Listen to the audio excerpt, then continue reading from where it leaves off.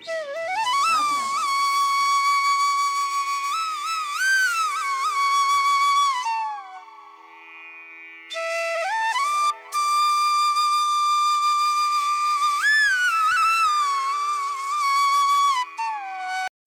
সকাল বন্ধুরা, কেমন আছেন সবাই? আশা করি যে যেখানে আছেন সবাই খুব ভালো আছেন এবং সুস্থ আছেন। ভগবানের আশীর্বাদে আমরাও ভালো আছি।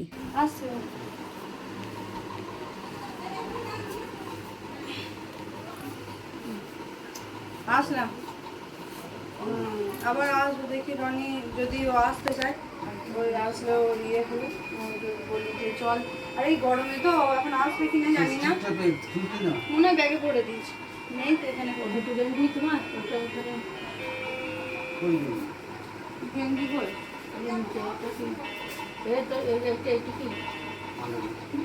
চলে আসছি রে। হ্যাঁ আসছি, চশমা টশমা নিয়ে নিয়েছিস? আমার ফোনটা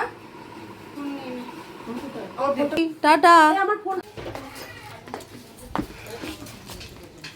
হ্যাঁ ও থাকুক, আছে এখন, আর এখন দিতে হবে না। আসছি, হ্যাঁ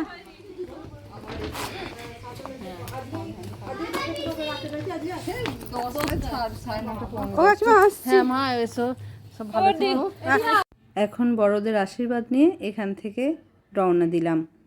এখন বাবার বাড়ি থেকে যাচ্ছি বোনের বাড়ি। আজ আমি বোনের বাড়ি যাব, ওখানে একটা দিন থেকে তারপর আমি যাব কলকাতায়। আর এখন বোনের বাড়ি যাচ্ছি, বোন ওর ছেলে দুটো সবাই মিলে একসঙ্গেই যাচ্ছি ওদের বাড়ি। আর এখন সবারই মনটাই খারাপ, বাবা মায়েরও মনটা ভারী হয়ে রয়েছে, আমারও মনটা খারাপ করছে, কেননা এখন নিয়ে আর আসতে পারবো না, আসতে হয়তো অনেক কদিন দেরিও হবে।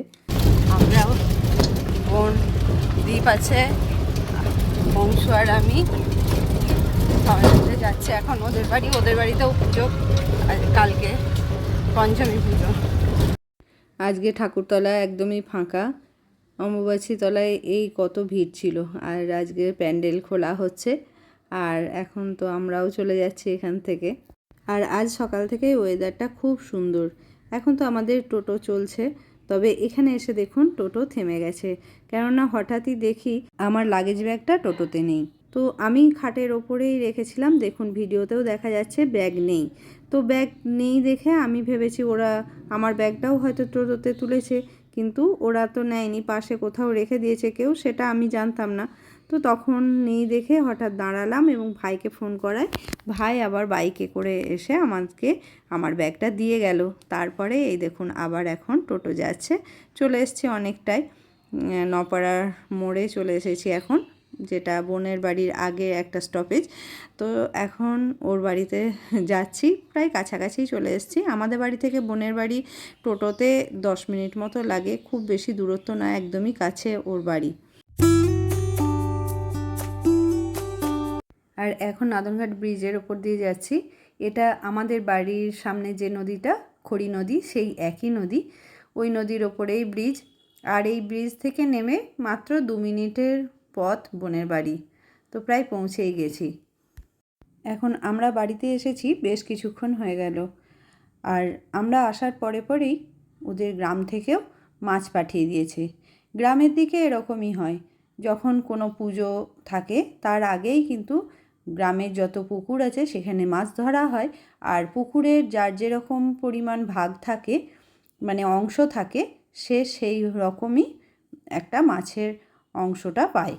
তো এই যে বড় মাছটার পিসগুলো দেখছেন, এগুলো অনেক বড় মাছ, প্রায় 20 থেকে 22 কিলো ওজনের মাছ হবে। আর এর এক একটা পিস ধরা দেখেই আপনারা বুঝতে পারছেন কতটা বড়। এই যে দাগার পিসটা দেখা যাচ্ছে না, এটাই প্রায় 1 থেকে 1.5 কিলো ওজন হবে। আর এগুলো পেটি, এই পেটিগুলোও কেটে কতগুলো করে পিস বেরোচ্ছে দেখুন। মাছ বাছার কাজটা আমার একদমই পছন্দের না, কিন্তু বোন আবার খুব ভালো মাছ বাছতে পারে। তো ও খুব সুন্দর পিস করছে মাছের, আর হাত তো পুরো তেলে ভর্তি হয়ে যাচ্ছে, এতটাই ফ্যাট রয়েছে। যেহেতু এত বড় মাছ না, প্রচুর ফ্যাট রয়েছে। আর এই যে কাঁটাগুলো সেই তুলনায় কিন্তু খুব একটা শক্ত না।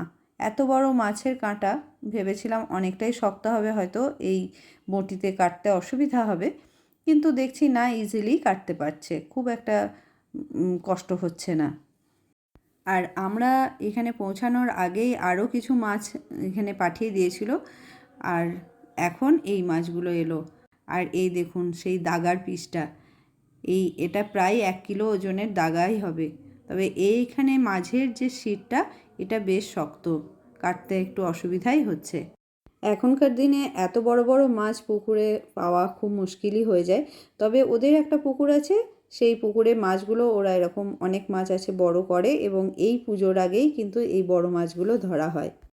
আজ হচ্ছে নেক্সট ডে, গতকালের ভিডিওটা এন্ড করা হয়নি, তাই আজকে সেটাই কন্টিনিউ করছি। শুভ সকাল বন্ধুরা, কেমন আছেন সবাই? আশা করি যে যেখানে আছেন সবাই খুব ভালো আছেন। তবে আজকে আমার শরীরটা খুব একটা ভালো নেই, শরীরটা একটু খারাপ হয়েছে। তো কয়েকদিনের ধকল, খাওয়া দাওয়ার অনিয়ম, সেজন্যই হয়েছে, পেটটা সাথ দিচ্ছে না। তো যাই হোক, আজকে তো বোনের বাড়িতে আছি। কাল এসছি বোনের বাড়ি, মানে বাবার বাড়ি থেকে এসছি এখন বোনের বাড়ি। ভালোই এখন ঘোরা বেড়ানো হচ্ছে আর কি। আসলে ওদের পুজোটাও ঠিক পরেই পড়লো, তো ওই জন্য ওরা বারবার বলছিল, তো ওই জন্য এলাম। আর আমি গত বছরও এসেছিলাম ওদের পুজোয়। তো এখন দেখি যেতে পারি কি না ওদের পুজোটা। এটা তো মানে ওরা এখানে থাকে, এটা নাদনঘাট, আর ওদের গ্রামটা কিছুটা দূরে যেতে হয়, গ্রামেই পুজোটা হয়। তো দেখি এখন শরীর যদি ঠিক থাকে তো যাব, আর তা না হলে তো হয়তো যেতে পারবো না। শরীরটা বেশ মানে আরাম পাচ্ছি না, সকাল থেকে শুয়েই ছিলাম, এখন প্রায় 9:30 মতো বাজছে। তো দেখি কতটা কি আপনাদের সাথে শেয়ার করতে পারি। যদি যেতে পারি তো শেয়ার করব, আর না হলে তো কি আর করবো, যাওয়া হবে না হয়তো। শরীরটা বেশ খারাপই লাগছে। তো ছাদে প্রচণ্ড রোদ্দুর, এই যে প্রচণ্ড রোদ্দুর, রোদ্রে যাওয়া যাচ্ছে না। আমি এইখানটা একটু আড়ালে দাঁড়িয়ে আপনাদের সাথে কথা বলছি আর কি। ভাবছিলাম আজকে আর ভিডিও করতেই পারবো না হয়তো, তবুও এখন একটু ওষুধ টষুধ খেয়ে এখনও পুরোপুরি ঠিক হয়নি, একটু ঠিক হলাম, তো ভাবলাম একটু আপনাদের সাথে কথা বলি, ভিডিওটা স্টার্ট করি, তারপরে দেখা যাক কি হয়। এখানে কি সমিল আছে না কি আছে বলতো, কাঠের আছে না, ওই জন্য এরকম মানে আওয়াজ আসছে। আর আজকে আকাশটা সত্যি খুব সুন্দর লাগছে, নীল আকাশ, মাঝে মাঝে সাদা পেঁজা তুলোর মতো মেঘ, এত সুন্দর লাগছে না, আমার খুব ভালো লাগে এরকম আকাশ দেখতে। আপনাদের সাথেও একটু শেয়ার করলাম, খুব সুন্দর লাগছে। আর ওদের বাড়ির সামনেই বাস স্ট্যান্ড, চলুন বাস স্ট্যান্ডটা দেখাই আপনাদের। ছাদ পুরো গরম হয়ে গেছে, আর ওদের ছাদটা প্রচুর লম্বা, একদম এই প্রান্ত থেকে ও প্রান্ত অনেকটা লম্বা। আর এই যে সামনেই হচ্ছে বাস স্ট্যান্ড, একদম বাস স্ট্যান্ডের উল্টো দিকেই হচ্ছে ওদের বাড়ি। এই যে এদিকটা হচ্ছে বাস স্ট্যান্ড, আর ওই দেখা যাচ্ছে যে এই জায়গাটাতে, এরকম জায়গায়, এটা হচ্ছে ব্রিজটা। ওইখানে স্টেট ব্যাংকের ওখানে গিয়ে একটু ধরলে তো। আমরা যাচ্ছি গ্রামে পুজো দিতে।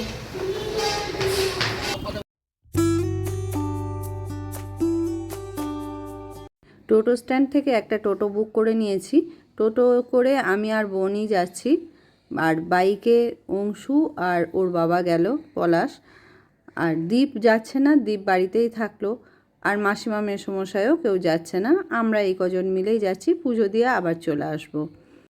আর রাস্তার দুই পাশে বিস্তীর্ণ এলাকা জুড়ে কিন্তু রয়েছে ধান জমি, আবার কিছুদিনের মধ্যেই এই সমস্ত জমিতে ধান চাষ হয়ে যাবে, আর তখন আরও সুন্দর লাগবে এখানের দৃশ্য। আর আমি গ্রামের মেয়ে বলে কিনা জানি না, প্রাকৃতিক দৃশ্য দেখতে আমার সব সময় খুব ভালো লাগে, এখনও ভীষণই ভালো লাগছে এই রাস্তা দিয়ে যেতে, আর সুন্দর হাওয়াও দিচ্ছে ঠান্ডা ঠান্ডা।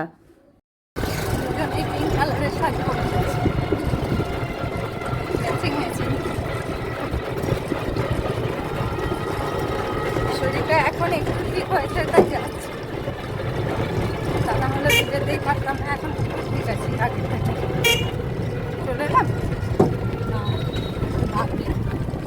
এখন ওদের গ্রামের রাস্তায় ঢুকে গেছি। আর ওদের গ্রামে বেশ কিছু বড় বড় পুকুর রয়েছে। আগেও যখন এসেছি দেখেছি অনেকগুলো পুকুর রয়েছে। আর এইটা ওদের গ্রামের শিব মন্দির। আর ওদের গ্রাম দেখতে দেখতে এখন পৌঁছে গেলাম মনসাতলায়, যেখানে আজ পুজো হবে। এটাই মা মনসার থান। আর জায়গাটা খুব সুন্দর ফুল দিয়ে সাজানোও হয়েছে, একটা বড় বেদিও বানানো রয়েছে, এখানেই পুজো হবে। আজ আষাঢ় মাসের পঞ্চমী, আর এই পঞ্চমীতেই আমার বোনের শ্বশুরবাড়ির গ্রামে হয় মা মনসার পুজো। এই পুজোটা অনেক গ্রামেই হয়, বিশেষ করে বর্ষাকালেই বিভিন্ন গ্রামে মা মনসার পুজো হয়, যেমন দশহরা, পঞ্চমী, অষ্টনাগ এই সমস্ত। বর্ষাকালে সাপের ডিম ফুটে বাচ্চা বের হয়, আর গ্রামের মানুষদের চাষবাসের জন্য মাঠে যেতে হয়। তাছাড়াও গ্রামে ঝোপঝাড় গাছপালাও তো বেশি, আর গ্রাম্য পরিবেশে সাপও অনেক বেশি বংশবিস্তার করে থাকে, তাই না? তাই গ্রামের মানুষ সাপের দেবী মা মনসার পুজো করে তাকে সন্তুষ্ট রাখতে চায়, যাতে তারাও সুস্থভাবে বাঁচতে পারে। যদিও এই সবই মানুষের বিশ্বাস, বহু বছর ধরে গ্রামে গ্রামে এইভাবেই মা মনসার পুজো হয়ে আসছে। এই পুজোটা মোটামুটি দুপুরের দিকেই হয়। পুজো দিয়ে আমার শরীরটা আবার খারাপ করছিল দেখে আমি গিয়ে শুয়েছিলাম। আর বোন এসেছিল পুজো দিতে, তারপর শরীরটা আবার একটু ঠিক হলে আসলাম। তো এসে দেখছি প্রায় পুজো শেষের দিকেই। আর এই মা মনসার পুজোয় এই গ্রামে বলি প্রথার চল আছে।